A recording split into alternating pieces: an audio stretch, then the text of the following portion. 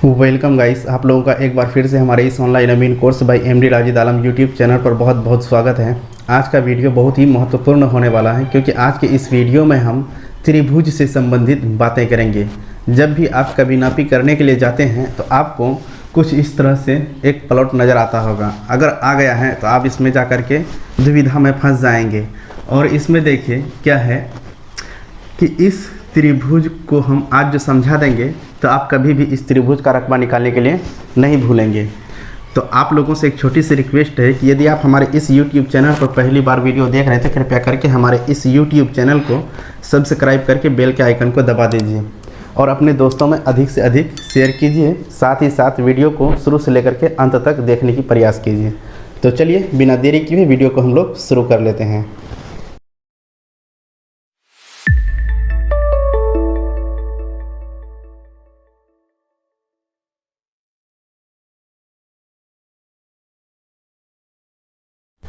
तो हमारे पास ये एक त्रिभुज है, इसी का हम लोग रकबा निकालेंगे।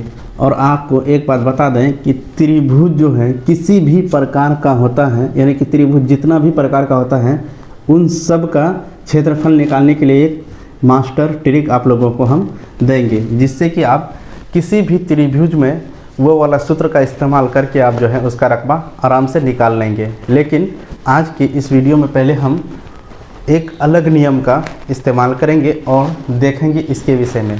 तो चलिए इसमें देखिए क्या है, यहाँ से यहाँ तक एक भुजा हुआ, यहाँ से यहाँ तक दूसरा भुजा और यहाँ से यहाँ तक तीसरा भुजा। इस तरह से त्रिभुज है। अगर आप नापी करने के लिए गए हैं, मान लीजिए कि आप यहाँ से यहाँ तक, हम इसको ऊंचाई मान लेते हैं या फिर इसको शीर्षलंब मान लेते हैं। यहाँ से यहाँ तक जब गुनिया बैठा करके हम नापी किए तो ये आया मेरा 80 फीट और जाकर के यहाँ से यहाँ तक जहाँ नापी किए तो ये मेरा आ गया 70 फीट। ये वाला भुजा यानी कि ऊंचाई और आधार मेरा निकल गया है। लेकिन इसको हम गुनिया की सहायता से नहीं नापे हैं। लेकिन देखिए अगर नहीं नापे हैं तो आप इसको ये दोनों की सहायता से आप इसका ये निकाल सकते हैं, यहाँ से यहाँ तक की दूरी। लेकिन कब निकाल सकते हैं? जब ये वाला कोण जो है 90 डिग्री का बनेगा।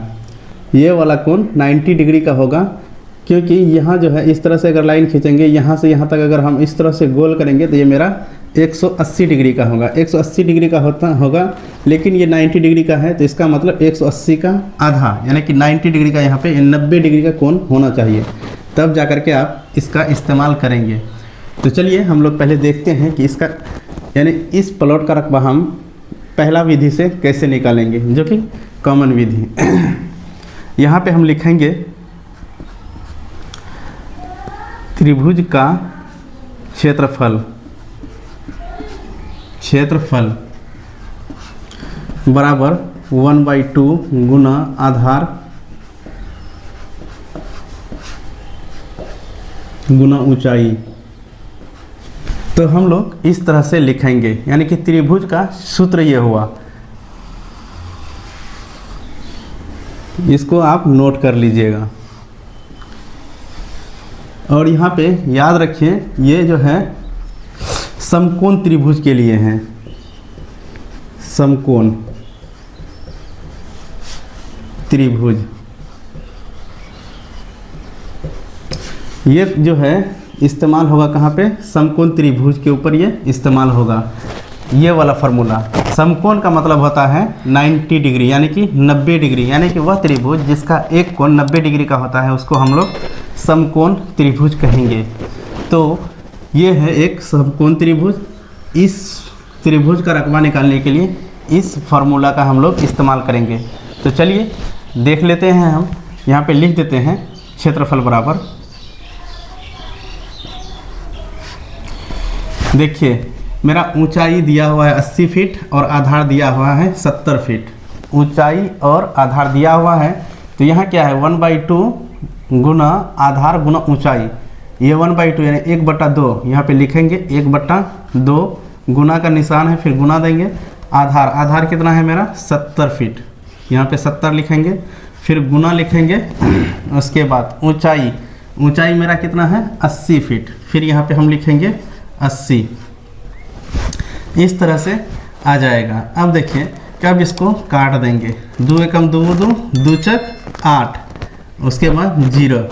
अब हमारे पास जो है बच गया है क्या, ये वाला और ये वाला, ये दोनों को 40 गुना 70 करेंगे, 7 गुना 4 7 चक 28, 28 पे डबल 0, 2800 फीट स्क्वायर जो है मेरा इसका रकबा निकला है।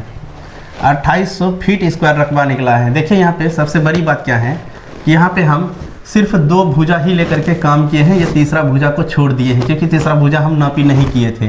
अब नापी नहीं किए थे तो इसीलिए इसका हम लोग इस्तेमाल नहीं किए, और जाकर के इसका मेन कारण था कि ये मेरा 90 डिग्री का है। 90 डिग्री का जब रहता है तो सिर्फ आधार और ऊंचाई का हम लोग नापी लेकर के इस प्लॉट का रकबा निकाल सकते हैं। अब यहाँ पे जो है हम इस त्रिभुज का रकबा निकालने के लिए आपको बता दिए हैं कि आप इस तरह से इसका रकबा आराम के साथ निकाल लीजिएगा। अब समस्या आती है कि यदि हमारे पास इस भुजा निकालने का कोई ऑप्शन नहीं है तो हम किस तरह से निकालेंगे। देखिए ये वाला भुजा और ये वाला भुजा और ये वाला भुजा, इसको बोलते हैं आधार, इसको बोलते हैं ऊंचाई, इसको बोलते हैं कर्ण, हमेशा याद रखिएगा। अब जाकर के देखिए कि इसमें हम इसको निकालने के लिए सिखाएंगे, इसको निकालने के लिए सिखाएंगे, और ये भी आप किस तरह से निकालेंगे वो भी सीखेंगे। तो चलिए, थोड़ा वीडियो लंबा होगा लेकिन जानकारी आपको इसमें पूरा मिलेगा। पहले हम लोग यहाँ पे देखिए, उसको अगर निकालने के लिए आप जानना चाहते हैं, यदि आप इस तरह से आप इसको निकाल लेंगे तो आपको जो है त्रिभुज का बंटवारा करने में कहीं भी कोई समस्या नहीं होगी। तो सबसे पहले हम लोग ये कर्ण है, कर्ण को लिखेंगे।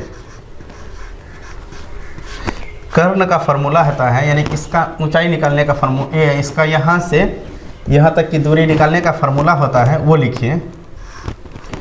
अंडर रूट आधार का स्क्वायर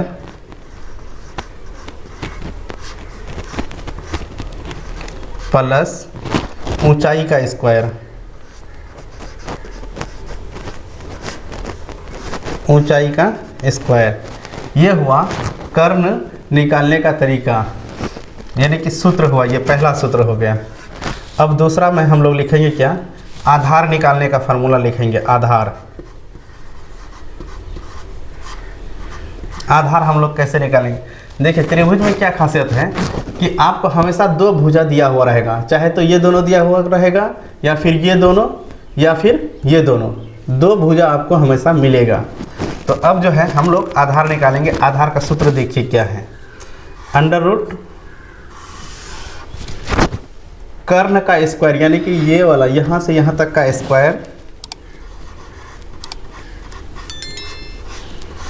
कर्ण का स्क्वायर माइनस, हमको क्या निकालना है, आधार, तो यहाँ पे माइनस ऊंचाई करेंगे।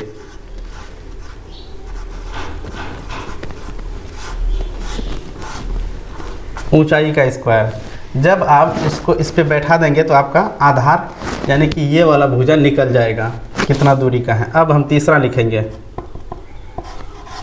ऊंचाई, इसी को बोलते हैं हम लोग शीर्ष लंब। ऊंचाई अगर निकालना हो तो उसके लिए फार्मूला है अंडर रूट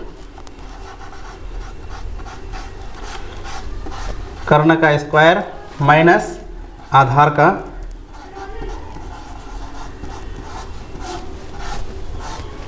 का स्क्वायर।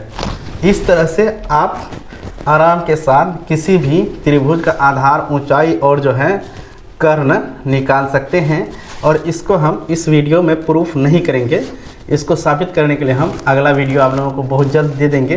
फिलहाल अभी यही इतना आप लोग समझिए। तो चलिए आज का वीडियो हम यहीं पर समाप्त करते हैं, मिलते हैं अगला वीडियो में, तब तक के लिए जय हिंद।